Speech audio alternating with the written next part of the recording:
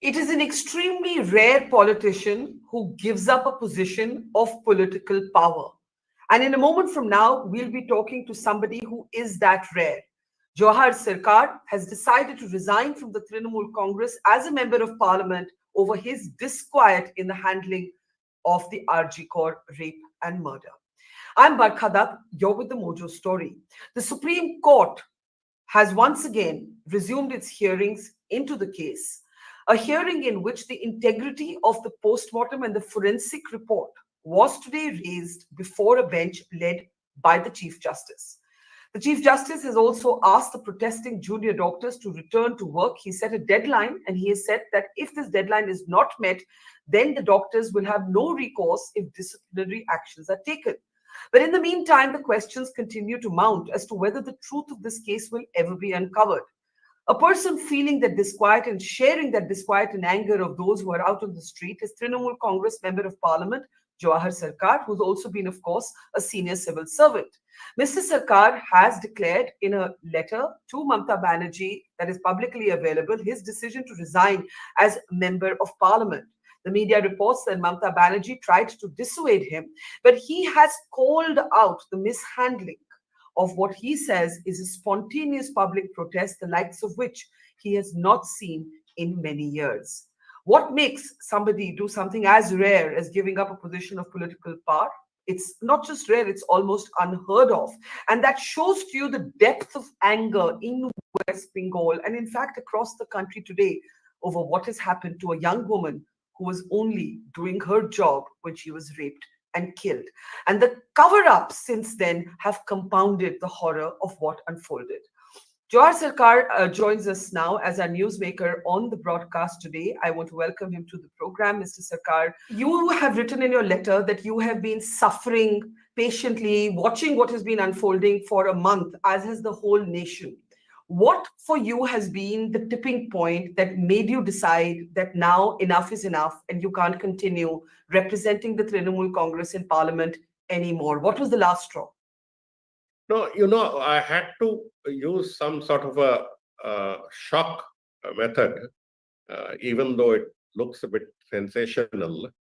There was no way I could otherwise get across to the leadership that this is not a political movement. I mix around with common people. I stay in a very middle-class area. I know what's going on. I know, first we thought it was a class war between the Bhadraloks, the middle class, upper middle class, educated classes that don't like Mamata Banerjee. They don't like her. But then I found it's not a class war. It's actually more than that. Even those who are not part of the educated layers, everybody's participating. I've gone and seen it for myself. In some places, I covered my face with a handkerchief. That's all, because I needed to think that's amazing. At 15, 16, I went out in the streets as a student activist. I mean, everybody does these things, so I also did it. From then till today, I'm 72, I have not seen such a spontaneous display of public anger sustained over a long period of time. We have seen rage. Rage comes up, it goes away. That sort of a thing. It can be cooled down. But here, I've never seen such spontaneous display. So when I kept on hearing from the leadership and from people wiser than me in politics, that, yeah, you take it easy, it's a political war and things like that, I looked around and I found, yes, there are some elements of the BJP or the CPIM who are at the sidelines, but they were literally told to leave. This Abhijit Ganguly or Gangopadhyay, the judge who turned BP, he went to meet the doctors and they said, go to hell, judge. We don't want you. You're a BJP MP.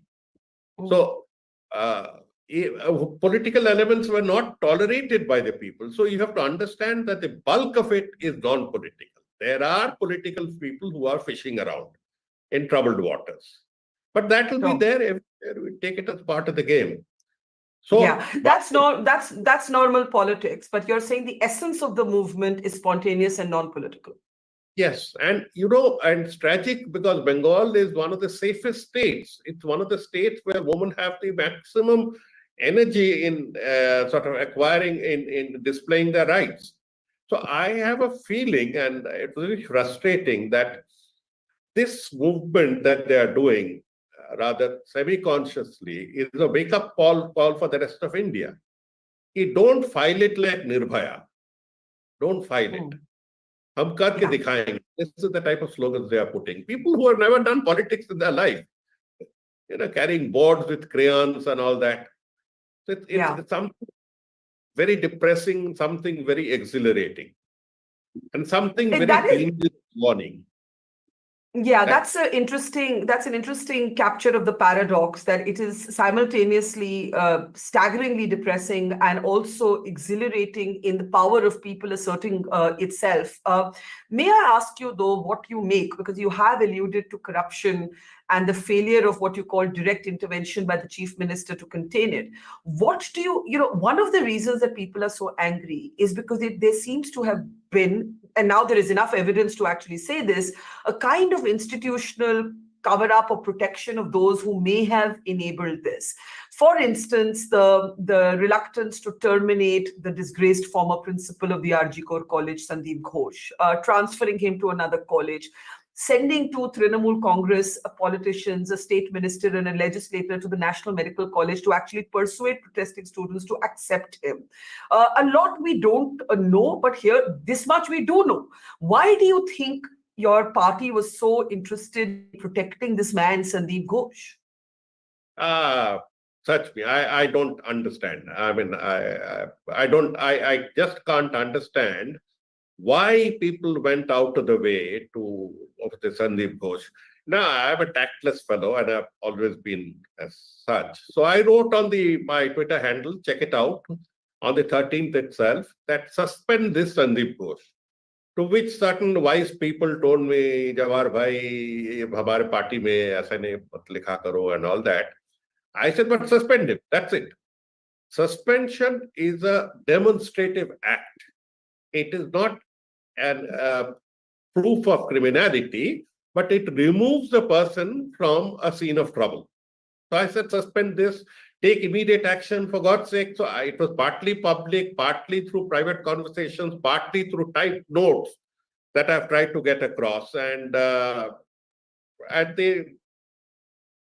they What didn't is the respond. response you got? No, but what was the response when you said remove him, suspend Sandeep Ghosh?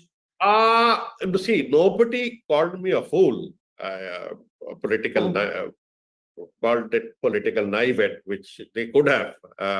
But they knew that this guy is not from politics. He is from civil society. He's from society, and what he's saying, perhaps.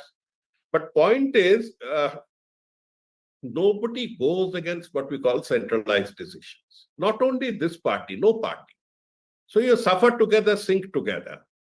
Now, my submission is, and this is why people always ask me, how on earth did you join this party? Or first of all, I didn't join the party, but I was with them. Is that, remember, this Bengal is a very unforgiving state. The Congress was in power for many years, and Siddharth Shankar Ray was top gun. Once they removed them in 77, they didn't allow them to get beyond a few seats, a handful of seats. It's over 77. No, nobody can do anything about it. Perhaps not even Rahul Gandhi. Nobody can. Mm. The left was in power for 35 years. Once they started their dadagiri and corruption and open display of power, they were thrown out. And now they can't get their candidate more than a few percentage of votes. They've been totally rejected by the people. So now, so the third force that we have is Trinamool. If the third force also falls, the fourth force walks in. The fourth force is what I am worried about. The BJP and communalization of permanent communalization. Wherever they get in, they don't seem to get out. Look at Assam. Everything is communal. So I am partly ideological. I won't use the word political. I'm ideological on that front. And I don't want the communalization of Bengal, which is a highly sensitive state, border state, 30% Muslims, vagara, vagara. I don't want it. So that's why we go out of the way to be with people who otherwise we would Hmm. not be. Now, that is my fear.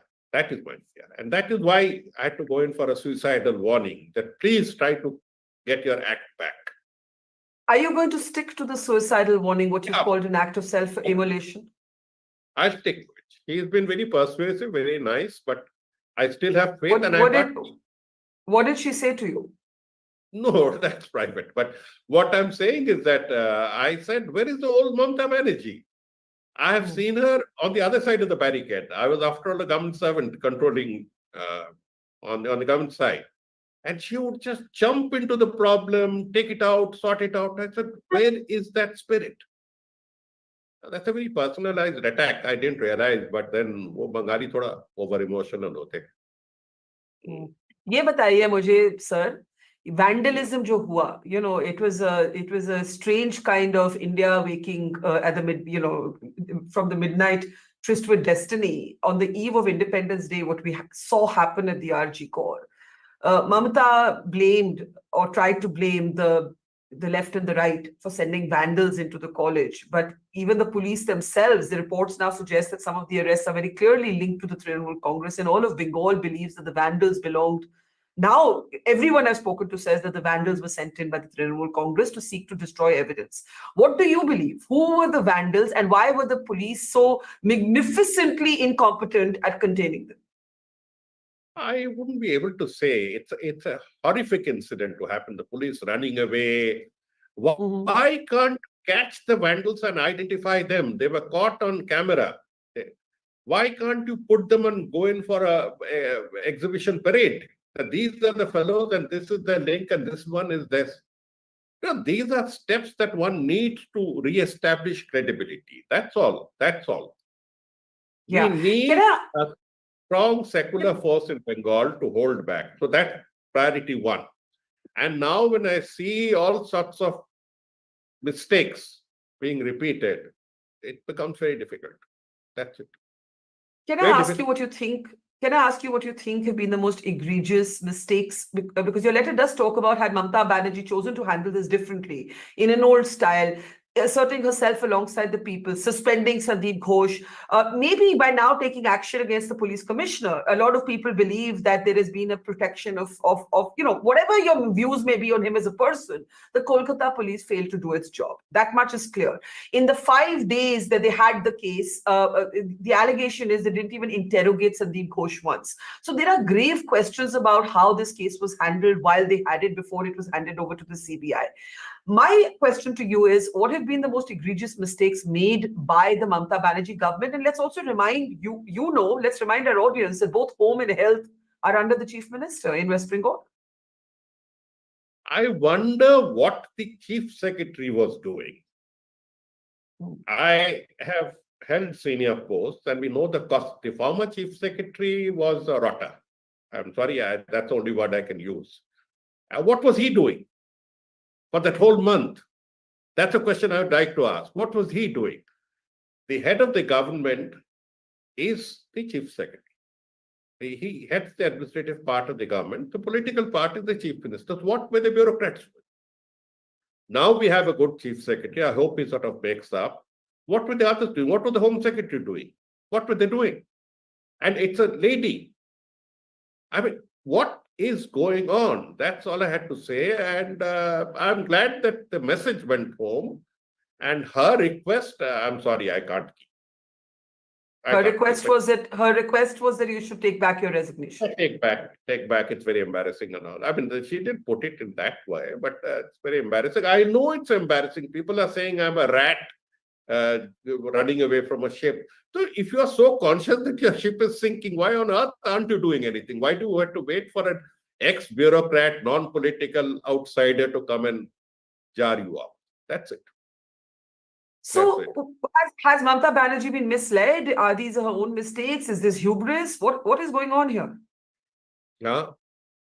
Is this Let's see. hubris? The Supreme Court has ordered the doctors to be back, so that's one part Yeah. of the thing. But I still think while they resume duty, there should be a dialogue, an understanding between the doctors and the administration. You see, both sides are not criminals or something. They're all human beings. I mean, somebody goofed, somebody agitated. So, I mean, let's come to this thing and let's come for a viable solution. That's one. The CBI has told to present its report by 17th. It better do. You can't go on saying, I didn't get this, I didn't get that. So, and then since the highest court and the high court have decided, let them take a call. I mean, people should also understand that it doesn't work like magic. It doesn't work like Yeah. magic. Just in the end, the doctors have had one key demand that the police commissioner must resign. Do you believe he should resign? I won't comment on it. I mean, I felt bad. The chap is not bad. I mean, see, I am too much of an involved human being. I don't know him. He's about 20 years, 30 years my junior, whatever. But I hear from people that he has a good reputation. He goofed. He made too many mistakes. So even it doesn't matter that if you're a good man, you make mistakes, then you pay for it. And what are you going to do now? Since you have said you're ideological, but you're not going. I'm a free person. My wife thinks I'll stay at home. She doesn't know me. So I'll keep writing. I'll keep talking. I'll keep bothering people. I'll keep raising my activist issues on environment, on feminism, on various and health. I was speaking on health yesterday, day before yesterday. So there are so many things to be corrected, and I'll do it free of cost. Free of cost. And you want and you won't be persuaded to take back your resignation. Nonsense. Never. The first going itself was perhaps not the best thing, but then I got an opportunity to raise so many issues in Parliament. So many issues. Yeah. Well, Jahar Sircar, you're a rare entity. That's all I'll say. A rare entity to give up a position of political power. Thank you, sir. It's great to see you here. Thank you for watching our work. If you haven't subscribed yet, don't forget to click the bell icon and subscribe to Mojo Story and support independent, robust journalism.